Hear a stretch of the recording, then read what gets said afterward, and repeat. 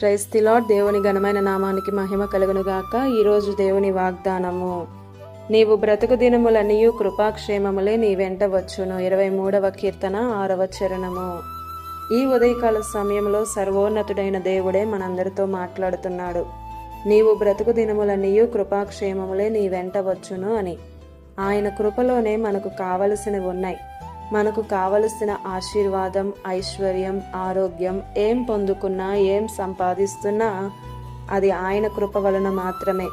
ఆయన కృప, క్షేమం మనం బ్రతికిన దినాలన్నీ మన వెంట వస్తుంది. దావీదు అంటున్నాడు నమ్మకముతో, నన్ను కాపాడే కాపరి నా వెంట ఉన్నాడు, నేను ఆయనకు ఇష్టమైన వాడను అని. దేవుడైతే దావీదుని నా ఉద్దేశములన్నీ నెరవేర్చువాడు అని. అంతవరకు రాజుగా ఉన్న సౌలును దించి దావీదును రాజుగా చేశాడు దేవుడే. దావీదు దేవునికి నచ్చాడు. ఏం చేశాడు అంటే స్తుతి. దినమునకు 7 సార్లు స్తుతిని చెల్లించేవాడు. నేనెల్లప్పుడూ నా దేవుణ్ణి స్తుతించుచున్నాను, నిత్యము ఆయన కీర్తి నా నోట ఉంటుంది అని దావీదు అంటున్నాడు. వాగ్దానం వింటున్న ప్రియ సహోదరుడా, సహోదరి, అంతేకాదు వాక్యాన్ని ప్రేమించేవాడు. వాక్యాన్ని ప్రేమిస్తే దేవుడు మిమ్మును కూడా ప్రేమిస్తాడు. చాలామందికి పాటలు ఇష్టం, ప్రార్థన అంటే ఇష్టం, వాక్యం వినడం అనేది ఇష్టం ఉండదు. అసలైనదే మనం వదిలేస్తాం.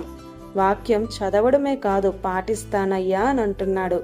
ఇంకా ప్రార్థించేవాడు. మందిరానికి వెళ్ళడం అంటే దావీదుకి చాలా ఇష్టం. మరి నీ పరిస్థితి ఎలా ఉంది? మన జీవితాన్ని కూడా దేవుడు ఇష్టపడితే బ్రతికినంత కాలము ఆయన కృపాక్షేమములు మన వెంట వస్తాయి. ఆమేన్. ఈ దిన వాగ్దానం మనందరి జీవితాల్లో నెరవేరాలని కోరుతూ దేవుని సువార్త పరిచర్యలో మీ సహోదరి ప్రసన్న. God bless you.